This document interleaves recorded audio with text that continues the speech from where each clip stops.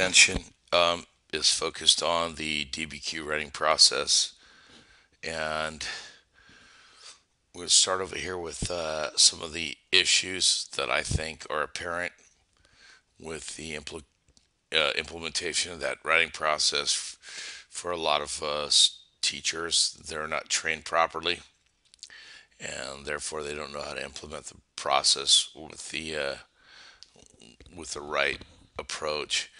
So,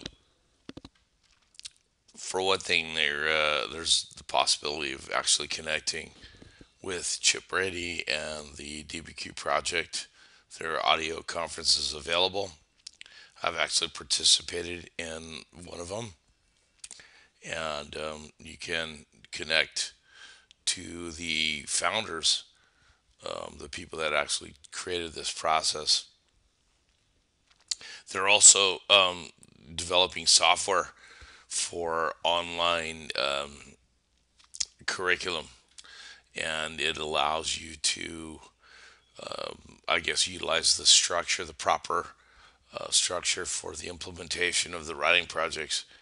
If you can, if you can connect, I think you have to pay to actually have access to that particular the software.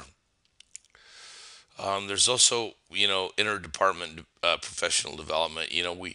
We try to like collaborate interdepartmentally as much as we can. I think writing is a focus, and certainly we try to do what we call comparative lesson development, and try to focus on writing as much as possible across the curriculum. Here in this middle part, I talked about vocabulary strategies. And there's certainly a lot of vocabulary strategies out there.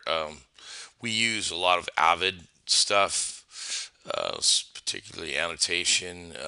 We like to have the students interact with the text, and that's certainly in this section right here, marginalia. Have them, jot down notes as they read. So that's really important. I particularly like reciprocal teaching. It's an old strategy, but it's valuable in the way that we can have the students summarize and clarify and predict. Um, you know, Once again, this is text interaction. The last portion, or the third portion, is technology.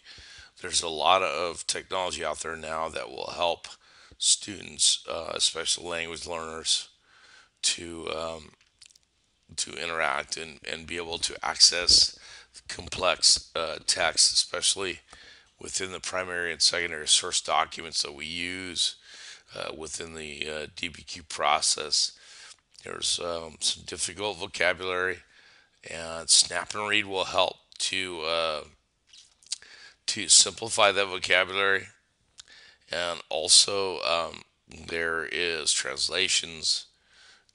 You can actually translate the vocabulary if you can create a PDF of a primary or secondary source document. You can simplify it or translate it through Snap and Read, which is a really neat feature.